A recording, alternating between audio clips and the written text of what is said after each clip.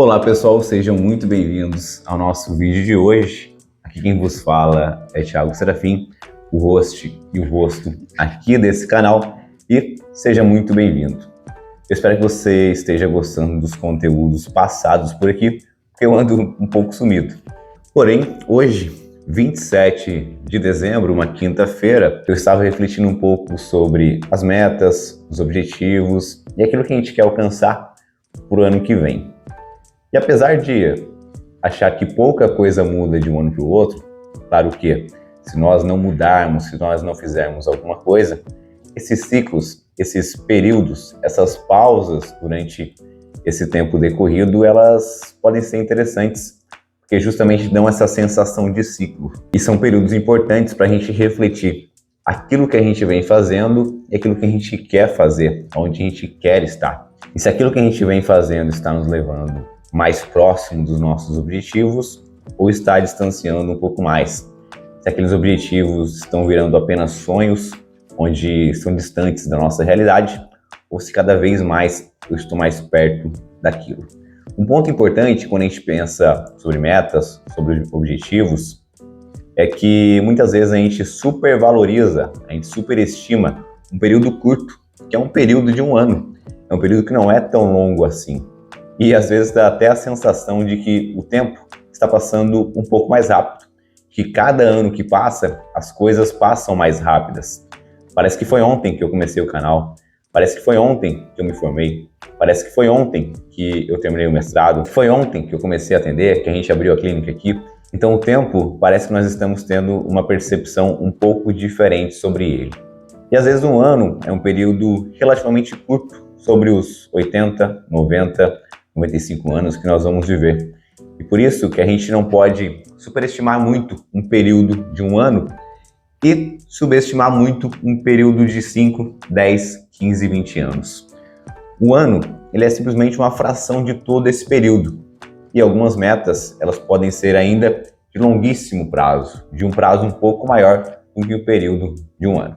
Mas hoje, eu vou falar com vocês, não é um vídeo de metas generalista, trazendo aqui método SMART, como elaborar as metas, que tipos de metas fazer. Não, eu quero falar com vocês justamente sobre aquilo que eu tenho um know-how maior sobre saúde e performance. E por que eu quero falar sobre esse assunto? Bom, eu vejo os anos passarem e alguns erros se repetindo em muitos atletas que eu atendo, em alguns atletas que eu presto consultoria, ou em alguns indivíduos que querem iniciar alguma atividade ou algum exercício. Que é não se planejarem, que é não terem muito objetivo, que é não verem aquilo que eles estão fazendo como um processo contínuo. Eles simplesmente vão seguindo um fluxo de pessoas que já está fazendo e vai fazendo aqueles atos de maneira repetida. A gente precisa refletir se aquilo que a gente está fazendo é aquilo que a gente realmente quer fazer, é aquilo que a gente realmente busca, é aquele nosso objetivo lá no final, ou se eu simplesmente estou seguindo uma manada, estou fazendo aquilo sem muita objetividade. E os objetivos, pensando na carreira de um atleta, eles são importantes porque eles vão nos dar métricas, eles vão nos dar performance, eles vão nos dar números, aquilo que a gente precisa para ter melhor desempenho. Por exemplo, vamos levar um pouco para a realidade de maneira geral. Se eu sou um corredor e eu almejo um pódio, eu almejo ganhar uma competição, o que eu preciso fazer? Eu preciso entender qual é o tempo mais ou menos que eu preciso performar para conseguir aquele pódio, para conseguir aquele título. Se eu sou um atleta de tênis, quantos pontos eu preciso fazer em uma temporada para me manter bem ranqueado? Se eu sou um atleta de beach tênis, quantos torneios eu preciso ganhar e quais torneios eu preciso entrar e competir para que de fato eu consiga pontuar e no final ter uma boa performance no meu ano e conseguir progredir para um próximo nível ou manter minha performance atual. Se eu sou um atleta de futebol, o que eu preciso fazer para sair da Série B do Campeonato Brasileiro para ir para a Série A ou para ir para um outro país? São formas que a gente pode programar um pouco a carreira também. É claro que nem tudo depende só de você, depende muitas vezes de fatores externos ou de outras pessoas, mas sobre as coisas que estão sob o seu controle, é possível fazer muita coisa a partir disso. Já diriam os estoicos. E levando um pouco para a realidade do contexto da saúde, o que eu preciso fazer para ter uma saúde um pouco melhor? O que eu preciso fazer para conseguir caminhar um pouco mais, para ter uma qualidade de vida melhor, para ter menos dor? Bom, talvez eu precise fazer uma frequência maior de exercício físico, talvez eu precise perder um pouco de peso, talvez eu precise ganhar um pouco mais de massa muscular. Então, esses objetivos precisam ser claros, e não precisa ser apenas num período de um ano, pode ser menos ou pode ser mais, mas eles precisam ser claros, precisam ser realistas, precisam ser coisas que a gente vai conseguir alcançar em um determinado período, em um determinado tempo.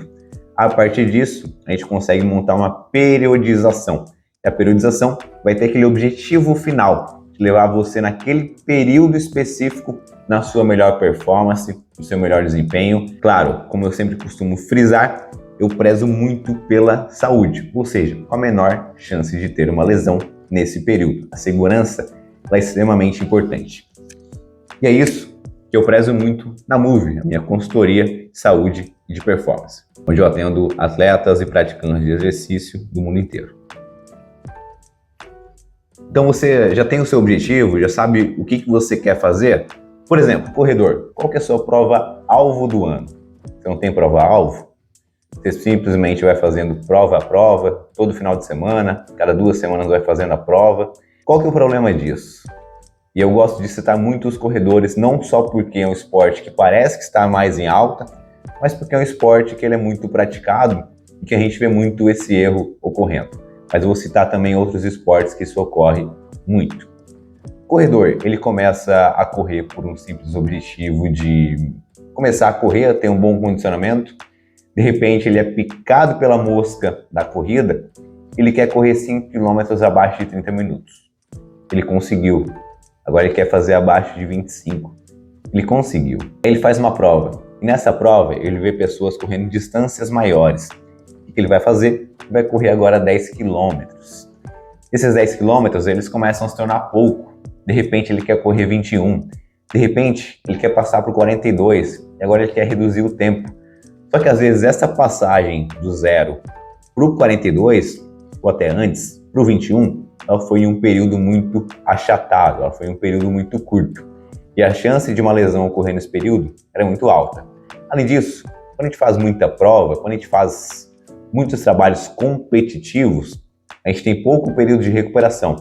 A gente tem pouca capacidade de treinar entre esses períodos. Por quê? Se eu faço uma prova hoje, vou imaginar que hoje é um domingo, dia tradicional das provas de corrida. Vou imaginar que eu faço uma prova hoje. Eu vou fazer uma outra prova na semana que vem e na semana seguinte também. A minha semana ela vai ser, desculpa a palavra, vai ser um lixo em relação ao treinamento. Por quê? Se eu faço uma prova de 10 km hoje, eu vou dar meu maior desempenho possível. Eu vou ter que utilizar a semana para quê? Para recarregar minhas energias. Vou ter que fazer uma semana mais regenerativa. Domingo seguinte, estou lá tocando o pau de novo. Estou lá fazendo 10 km de novo, a minha maior performance possível. Logo, semana seguinte, preciso recuperar. Para quê? Para na terceira semana fazer de novo uma prova, independente da distância. Você percebe que foram 3 semanas onde o seu treinamento não ocorreu? Você percebe que foram 3 semanas onde você fez a sua maior performance possível dentro daquelas condições que você tinha naquele momento, porém não houve nenhum treino específico durante essas semanas. Você percebeu que você fez poucos treinos? Ou você fez treinos que deveriam ser mais regenerativos entre as 3 provas, entre as 3 competições? Bom, essa deveria ser uma periodização um pouco mais específica, pensando intracompetições. Entre uma competição e outra, uma periodização intratemporada, que é um termo um pouco mais correto. Mas muitas vezes isso nem ocorre. E o que ocorre muitas vezes é que o corredor quer durante a semana treinar e treinar forte. Entenda uma coisa, eu gosto de falar uma frase, que é uma frase do Ramires Tibana, que eu tive a honra de ser banca da minha dissertação de mestrado. E a frase dele é o seguinte: se você treina em alta intensidade todos os dias, entenda que você não treina em alta intensidade nunca. Por quê? Você nunca vai estar na sua maior performance possível. Você vai estar sempre com o maior nível de fadiga e não vai conseguir performar naquele período específico que você gostaria. Ah, Thiago, então não dá para eu fazer várias provas no ano? Até dá, mas você precisa entender que você vai ter uma prova que vai ser o seu objetivo principal. Por quê? Porque a sua periodização naquele ano, naquele semestre, naquele trimestre, naquele mês, vai ser específica para aquela prova. E as provas que se encaixarem nesse ciclo de treinamento você pode fazer, mas vão ser provas que talvez você não vá dar toda a sua performance possível. Ou você até vai fazer a prova, mas depois da prova você precisa acumular um pouco mais de volume. Você vai treinar um pouco mais para a prova. Ou na semana da prova você vai fazer, às vezes, um treino um pouco mais forte que vai fazer você chegar fadigado nessa prova. Por quê? Porque não é a sua prova específica. A sua prova específica está daqui 1 mês, 2 meses. Vai depender de qual é o seu objetivo. O mesmo ocorre com alguns atletas. Eu já tive e tenho também alguns atletas amadores de tênis ou de beach tênis que jogavam muitos torneios nos finais de semanas. E aí vão imaginar o seguinte: em um ano a gente tem 52 semanas. Se eu jogar 40 finais de semana, eu vou ter poucos finais de semana para treinar ou para descansar. E o que ocorre é aquilo que eu falei. A gente precisa, às vezes, ter na semana um período mais recuperativo, um período de recovery um pouco maior, mas que às vezes não acontece. E esse acúmulo de fadiga vai se tornando muitas vezes uma lesão. Por isso, ter campeonatos, ter torneios, ter competições, alvos é extremamente importante. Então, primeiro de mais nada, pensem em quais são os seus objetivos neste ano. Eu vou citar o meu exemplo. Bom, atualmente eu corro e faço treinamento de força, o que alguns chamariam de treinamento híbrido, um treino da moda. Não defini ainda qual é a minha prova mais desafiadora do ano que eu vou fazer. Eu provavelmente vou fazer uma meia maratona, mas o meu objetivo agora é baixar o tempo nas provas um pouco menores. Eu tenho um objetivo muito claro de que é fazer 5 km abaixo de 20 minutos, ainda no primeiro semestre. Eu sei que eu vou conseguir fazer isso, então talvez eu faça um objetivo um pouco mais desafiador para o segundo semestre. Vejam, eu tenho objetivos para o ano, que eu vou elaborar ainda de maneira um pouco mais específica lá no método SMART. Eu vou treinar para isso. O processo é o treinamento.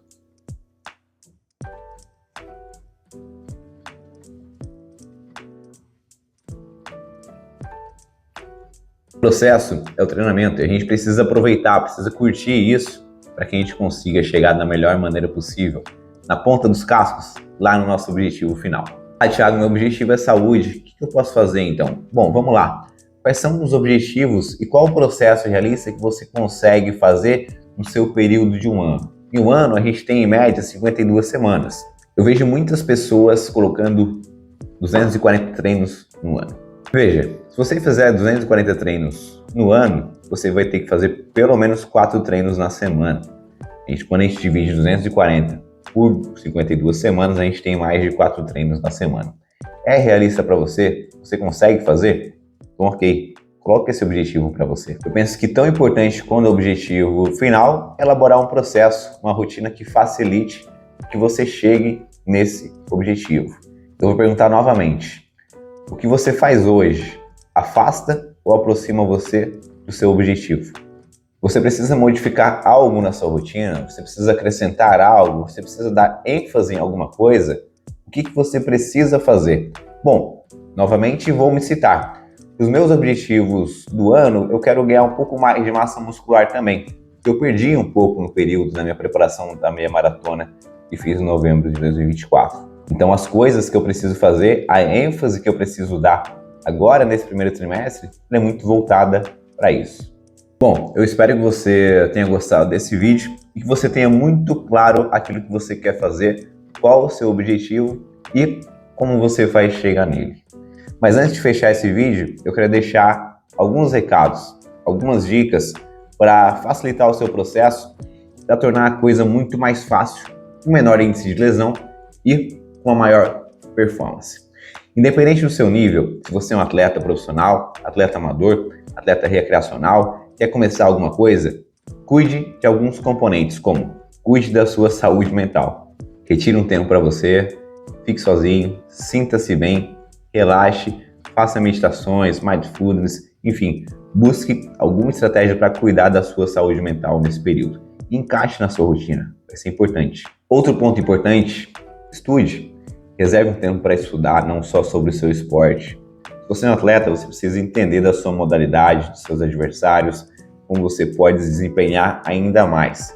Isso faz parte também do seu treinamento. Se você é um praticante de qualquer atividade, estude outras áreas, treine um pouco mais seu cérebro e desligue o celular. Isso causa fadiga mental muito alta. Por falar em fadiga mental, o terceiro item importante é recupere. cuide da sua recuperação. E claro, recuperação a gente fala de sono, de alimentação, mas um ponto importante, e aqui eu trago de novo a frase do Ramires Shimana: você treina em alta intensidade sempre, você não treina em alta intensidade nunca. No seu treino, na sua periodização, precisa haver períodos recuperativos, períodos onde há um decréscimo da carga de treinamento.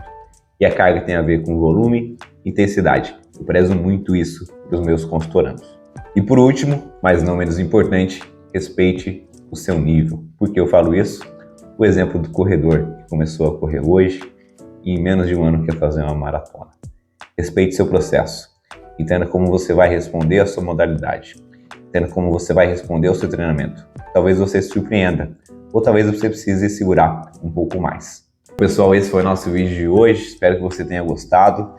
E eu já deixo um recado aqui que eu vou estar mais presente no ano de 2025. O ano de 2024 foi tomado por bastante trabalho, bastante demanda, que eu precisei abandonar um pouquinho essa rede aqui que eu falo para vocês. Em breve eu vou trazer também como foi a minha preparação para a meia maratona, como foi todo o ciclo, como foi todo esse período no qual eu programei para que eu conseguisse desempenhar de maneira tão boa e surpreendente para mim também. E vou trazer também muito mais conteúdos ligados à saúde e à performance de vocês. Um beijo, tchau, tchau e até a próxima.